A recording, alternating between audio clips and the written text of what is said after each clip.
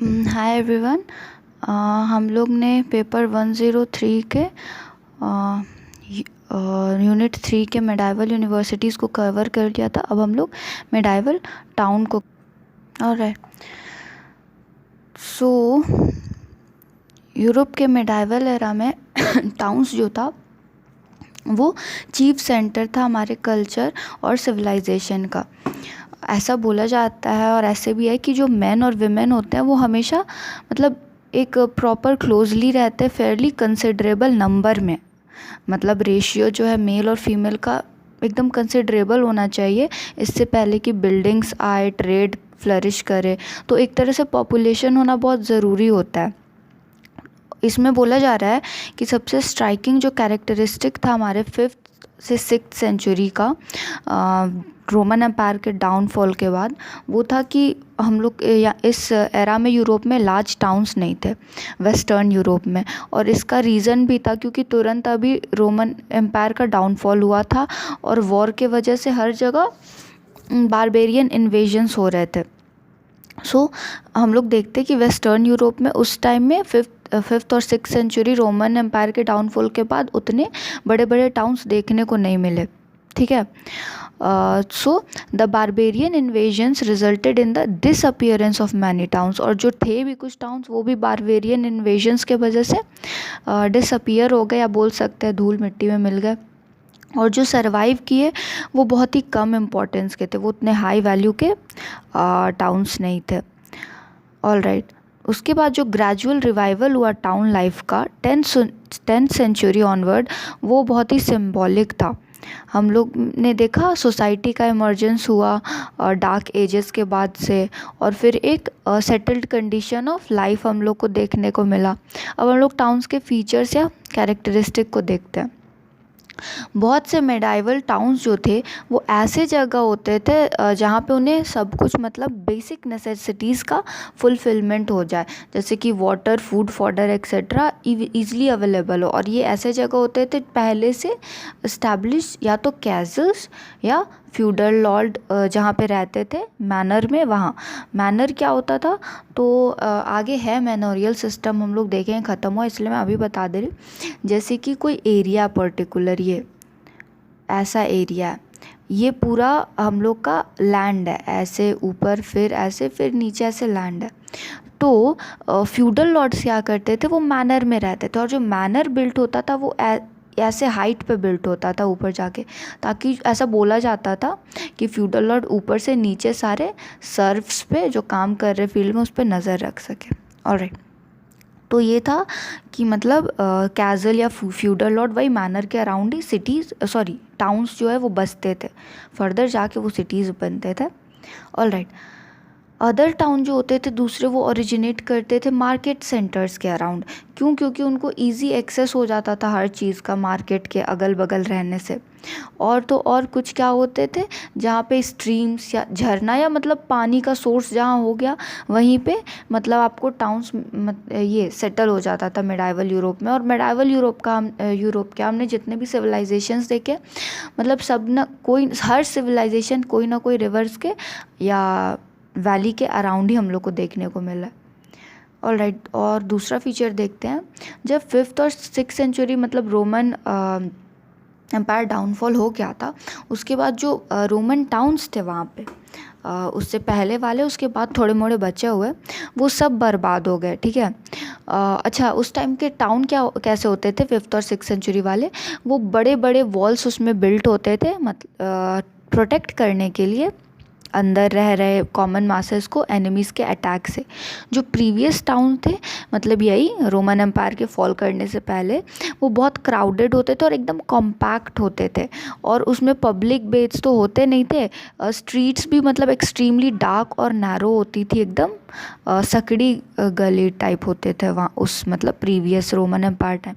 उसके बाद हम लोग देखते हैं 10th सेंचुरी ऑनवर्ड्स, हमने देखा ना कि मूवमेंट या जो भी डेवलपमेंट। सो 11th और 12th सेंचुरीज आते आते बहुत सारे टाउन्स जो थे इटली के बाहर, जैसे कि कॉलेग्ने, मेंस, ट्रॉयज, रेम्स, लंदन, ये भी एक पहले टाउन ही था लंदन, ब्रिस्टॉल, नॉर्विच, इसमें से कुछ कुछ नाम हम लोग याद कर सकते हैं, ऑब्जेक्टिव में पूछा जा सकता है कि मिडाइवल यूरोपियन सोसाइटीज़ में टाउन के 2-3 नाम दे। तो उसमें सबसे फेमस ये ट्रॉयस था, मेंस था, नॉर्विच था, ब्रिस्टल था और लंदन था। तो ये सब जो टाउन्स थे हम लोग को देखने को मिलते हैं 11th-12th सेंचुरी ऑनवर्ड्स, और ये मतलब मॉडर्न विलेज जितने ही बड़े थे उससे ज़्यादा बड़े नहीं थे साइज़ में। उसके बाद दूसरा फीचर देखते हैं हम लोग, जो मिडाइवल टाउन्स थे वो प्रोड्यूस करते थे बहुत सारे चीज़ जो कि रह रहे लोग वहाँ पे, उन लोगों को बेसिक नीड्स में ज़रूरत पड़ता था उस चीज़ों का, और they were usually under absolute control of lord. मतलब क्या होता था, मैंने बताया ना कि ऊपर वो मैनर सिस्टम वाला कि फ्यूडल लॉर्ड्स उसमें मैनर में रहते थे, तो वो जो मैनर में लॉर्ड्स रहते थे अल्टीमेटली जिस ज़मीन पे मतलब सर्फ्स काम कर रहे हैं वो उन्हीं का है, तो उन्हीं का मतलब पूरा स्टेट होता था, और उसमें कुछ लैंड में मतलब टाउन्स बस जाता था। सो वही यहाँ पे बोला जा रहा है कि वो एब्सोल्यूट कंट्रोल के अंडर होता था लॉर्ड के, या फ्यूडल लॉर्ड बोलिए, ठीक है, जिसके स्टेट में वो बसा हुआ है टाउन या सिचुएटेड है। ऑल राइट, ये हो गया। तो हमने फीचर्स देख लिए सारे हमारे मेडाइवल टाउन्स के। अब हम लोग आगे बढ़ते हैं।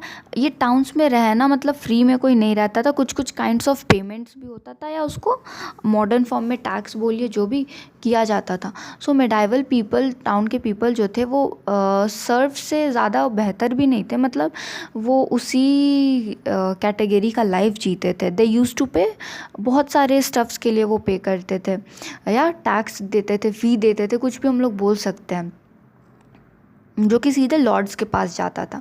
सबसे पहला टैक्स देखिए, ये था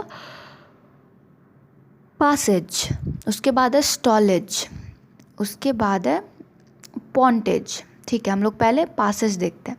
तो ये जो पासेज था ये एक पेमेंट होता था गुड्स पे, मतलब किसी भी मैनर के थ्रू गुड पास हो रहा है, ये MANOR है, मैंने बताया मैनर समझाया पहले इसीलिए क्योंकि अभी बहुत जगह हम लोग को मैनर देखने को मिलेगा।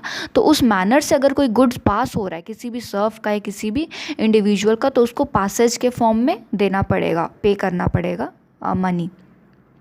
उसके बाद स्टॉलेज, ये स्टॉलेज इस वर्ड पे जाइए, स्टॉल्स पे। जो मेडाइवल आपका टाउन था, एक second let me show you the picture. हाँ, ये देखिए, ये जो टाउन है इसमें आपको दिख रहा होगा बहुत कंजेस्टेड होता था, और यहाँ पे आपको छोटे छोटे स्टॉल्स दिख रहे होंगे। देखिए इसका स्टॉल, फिर इन लोगों का भी स्टॉल है, फिर इधर भी स्टॉल्स है, ये भी स्टॉल्स है। तो ये सब जो स्टॉल्स होते थे ये ऐसे नहीं लगाने को मिलते थे, ठीक है, इसके लिए इन्हें क्या देना पड़ता था, स्टॉलेज देना पड़ता था, अ payment for the privilege of setting up a stall in town, मतलब मार्केट प्लेस में। तो पासेज हो गया, स्टॉलेज हो गया। उसके बाद हम लोग देखते हैं पॉन्टेज।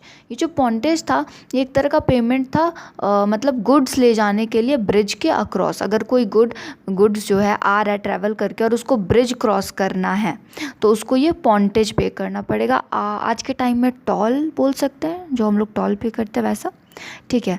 तो ये हमारे हो गए काइंड ऑफ पेमेंट्स जो टाउन में रहते हुए, या टैक्स जो देते थे टाउन में रहते हुए। ऑल राइट, टाउन्स जो था वो प्ले करता था बहुत ही इम्पॉर्टेंट रोल। हाँ, टाउन जो था उसने प्ले किया था बहुत इम्पॉर्टेंट रोल फ्यूडल लॉर्ड्स या मैनोरियल सिस्टम को ख़त्म करने में। कैसे? टाउन्स जो बसते थे ज़रूरी नहीं है वो हमेशा कैसल के अराउंड ही बसते थे या मैनोर के अराउंड ही बसते थे। हमने देखा ना कुछ जो टाउन्स थे वो रिवर स्ट्रीम्स के अराउंड दूर जाके भी बसते थे। तो ऐसे टाउन्स में क्या होता था, जो सर्फ्स को, जो मतलब फ्यूडल लॉर्ड सर्फ्स रखते थे मैनर से, जिस पे नज़र रखते थे कि वो फील्ड पे काम कर रहा है कि नहीं प्रॉपरली, तो उनको मतलब हमेशा एक बॉन्डेज लेबर की तरह रखा जाता था। तो जब इन्हें पता चलता था कि कोई टाउन है यहाँ नहीं, यहाँ से दूर, मतलब पूरा किसी स्ट्रीम या रिवर के अराउंड या फॉरेस्ट क्रॉस करके, कुछ भी क्रॉस करके, सो ये क्या करते थे, ये तो चाहेंगे नहीं कि हमेशा हम यहाँ पे बॉन्डेज लेबर और हमारा जनरेशन भी बॉन्डेज लेबर के काम करे, तो ये स्केप कर जाते थे, ये भाग जाते थे आपका टाउन के तरफ, जो दूर होते थे। ये फ्यूडलिज्म में भी आपको देखने को मिलेगा। जब वो डिटोरिएटिंग फेज़ आता है तो सब बताया जाता है कि सर्फ्स रन कर रहे थे, वो भाग रहे थे। तो ये प्ले किया टाउन रोल डिटोरिएट करने में हमारा फ्यूडलिज्म को भी, मिडाइवल यूरोप का, और टाउन जो है उसका हेल्प किया सर्फ्स का एक तरह से फ्री होने में। ऑल राइट, आगे देखते हैं। सर्फडम जो था उसका जो ब्यूरियल ग्राउंड था ये टाउन बन गया। कैसे? जो सर्फ्स थे जब भाग जाते थे तो उनके ऊपर कोई नो लॉन्गर बॉन्ड नहीं होता था कि वो फ्यूडल टाइज में बंधे हुए हैं, और जब वो नहीं बंधे हुए हैं तो वो अपने प्रोड्यूस को, एग्रीकल्चरल प्रोड्यूस को ओपनली फ्री मार्केट में बेच पाते थे और रिटर्न में उन्हें मनी मिलता था। और जब उनको मनी मिलेगा तो फिर उनका इकोनॉमिक कंडीशन, मेंटल कंडीशन सब कुछ बेहतर होता था, और ये मतलब मेंटली, इमोशनली, फिजिकली हर तरह से फ्यूडल टाइज से फ्री हो जाते थे। तो सर्फडम एक तरह से ख़त्म होते गया ये टाउन के वजह से। टाउन ब्यूरियल ग्राउंड बन गया आपका सर्फडम का। ऑल राइट, सो अब हम इसे कंक्लूड करते हैं। पॉलिटिकली अगर देखा जाए तो टाउन्स जो थे बोल सकते थे कंट्रीब्यूट किए नेशनल मोनार्की के इमरजेंस में। जब फ्री हुए, सब रहने लगे, तो उनमें एक तरह का मतलब इस्टेब्लिशमेंट आया और वहाँ पे फिर मोनार्की का राइज़ हुआ। तो टाउन्स जो था वो एक रोल प्ले किया नेशनल मोनार्की के आने में। फिर इकोनॉमिकली अगर हम इकोनॉमिक पॉइंट ऑफ व्यू से देखें तो मेडाइवल टाउन्स जो थे वो कंट्रीब्यूट किया आपके development of modern economic system में। जाहिर सा बात है, जब ओपन मार्केट होगा, फ्री मार्केट होगा, जाके कोई अपने प्रोड्यूस को सेल कर रहा है, बदले में मनी मिल रहा है, तो इकोनॉमिक सिस्टम का बूस्ट होगा, इमर्जेंस होगा, डेवलपमेंट सब होगा। तो हम लोग ने पॉलिटिकली देखा, इकोनॉमिकली, अब कल्चरली जो था डेवलपमेंट ऑफ टाउन और सिटीज़ हुआ, ये एक्सेलरेट कर दिया सारे सोशल प्रोग्रेस को और ग्रोथ और चेंज को हमारे मेडाइवल यूरोपियन सोसाइटी में। सो दिस वॉज इट, हमारा यूरोपियन टाउन। आई होप आप लोग को समझ में आ गया। हमने पहले टाउन के फीचर्स देखे, कैसे डार्क एजेस से मतलब रोमन एम्पायर के अराउंड टाउन पूरे ख़त्म हो गए थे, फिर कैसे उनका री एमर्जेंस हुआ, फिर उसमें काइंड ऑफ पेमेंट्स हम लोग ने डील किया, कैसे कैसे पेमेंट्स थे, जिसमें पासेज, स्टॉलेज, पॉन्टेज हमने देखा। और फिर हम लोग देखा कैसे टाउन ने रोल प्ले किया फ्यूडलिज्म को या सर्फडम को ख़त्म करने में। So this was it and thank you.